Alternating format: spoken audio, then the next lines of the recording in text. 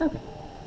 So identities are equations that equate, set two expressions equal to each other, and is saying that is true for everything in the domain of both expressions.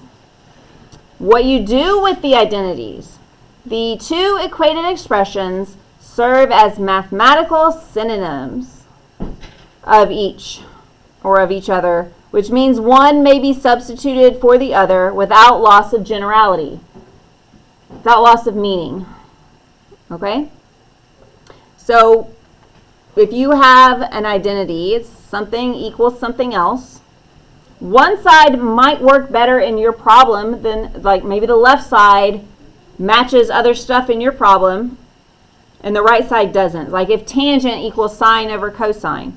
Maybe you have an equation or a problem you're working on that has a whole bunch of tangents in it.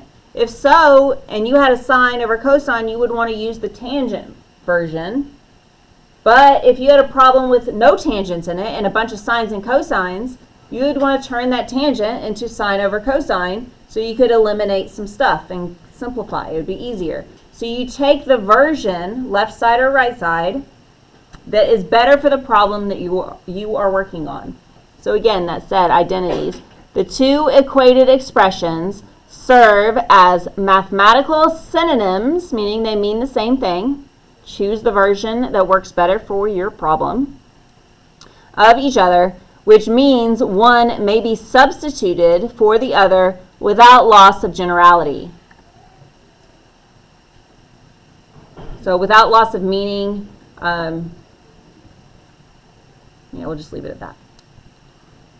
And then a verification. Since I'm saying we're going to be verifying trig identities, a verification is using concrete, actual, finite values in a case-by-case scenario to show that two expressions are equivalent for the specific values being used. Concrete, actual, finite.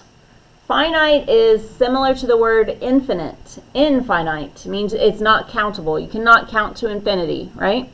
So a finite number is a number that you can count to. It's a countable number, an exact number that you can count to and figure out.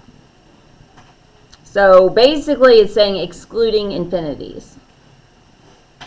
And this is a case-by-case scenario. It's proving it's true for your problem. You're not trying to prove something is true for always. That would be a proof, which is the only reason why this definition is on here. We're not going to work with proofs. But a proof showing that two expressions are equivalent in all cases. So that's like a math law. Like it's always true no matter what. That is a proof. We're not going to do that. We're going to do verifications. We're going to show something is true for our problem. Okay? So that's what I'm saying. A verification is basically a proof for your problem. You're showing that is true. You're showing all the steps to simplify something down until it's an identity. We'll get there. Don't worry. Okay.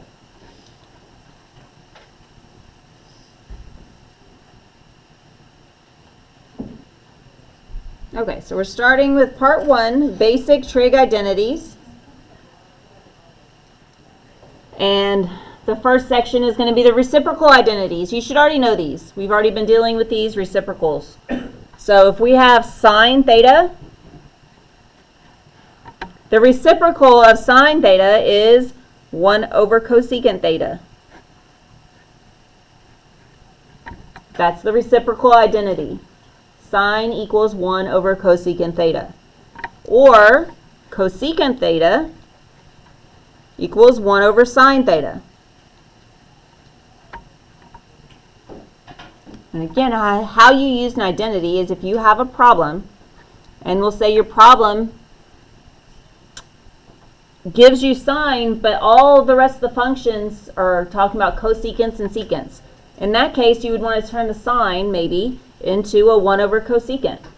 And then you might be able to eliminate something, cancel something out. I don't know. It depends on the problem. But whichever version would work better in your problem, that's the one you would want to use. So then cosine theta equals 1 over secant theta. And secant theta is 1 over cosine.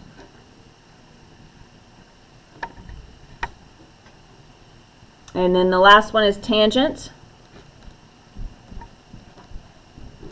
Tangent is 1 over cotangent. And cotangent theta equals 1 over tangent theta. That's the reciprocal identities. Again, that's not anything new. You've already seen those. All right, part B is the quotient identities.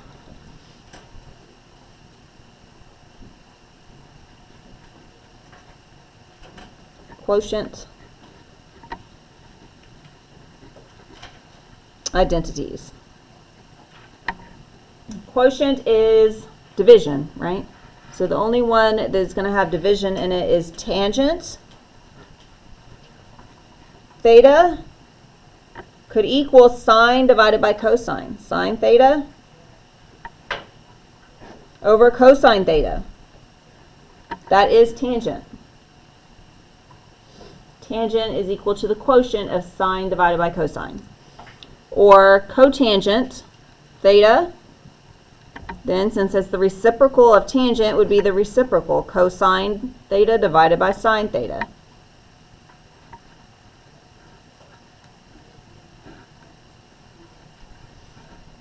And there are times where you will want to change those out, especially this one. You use that a lot. All right, so example. First, an example of a reciprocal. If cosecant theta equals 7 over 4,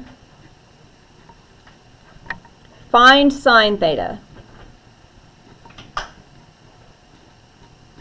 Now, I know this is very, very simple, and you wouldn't really need to write out the identities and work through them for something this simple. But that's why I'm going to use this one as an example of how you would use identities in general, because it's always followed the same process.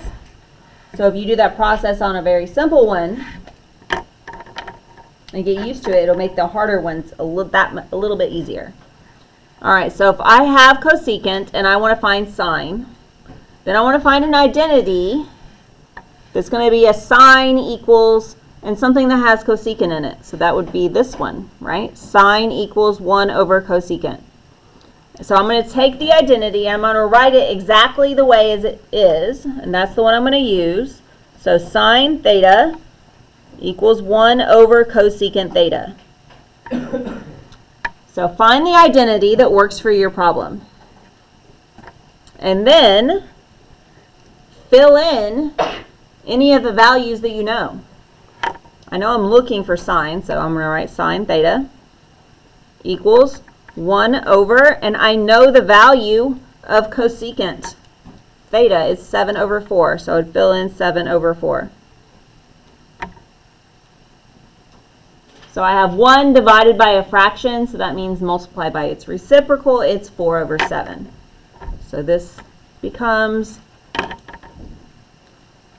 sine theta equals 4 over 7. And again, I'm not saying for this problem I would need you to go through every single one of these steps, but practicing it, the format of find the identity, fill in what you know, and then go from there, it's a good practice to start on the really easy ones. All right, so the next example, quotient identity.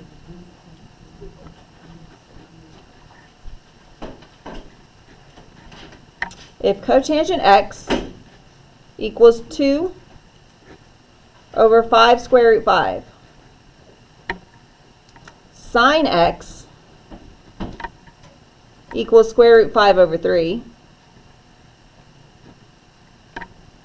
find cosine x.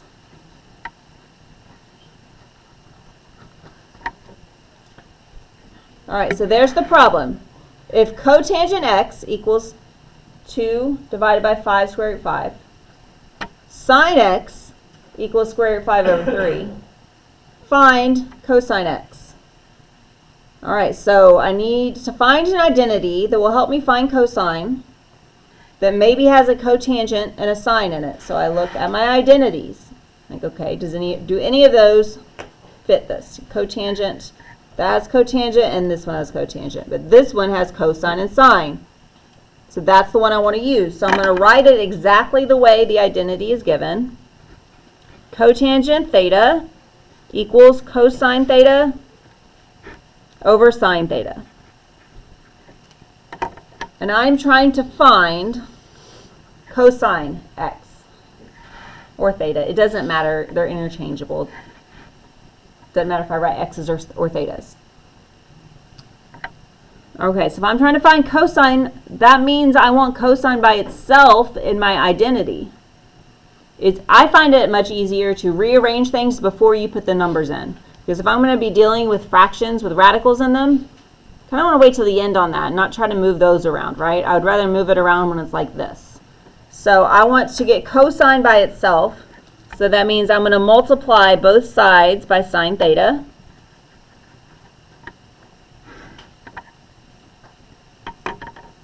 And now this is sine theta cotangent theta equals cosine theta.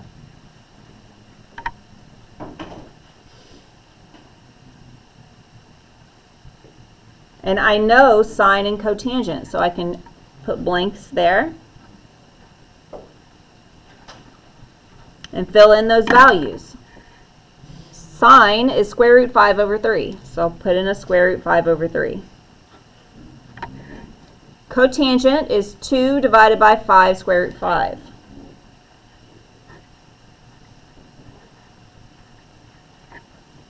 So now I just need to multiply those values together, and that is the equals cosine.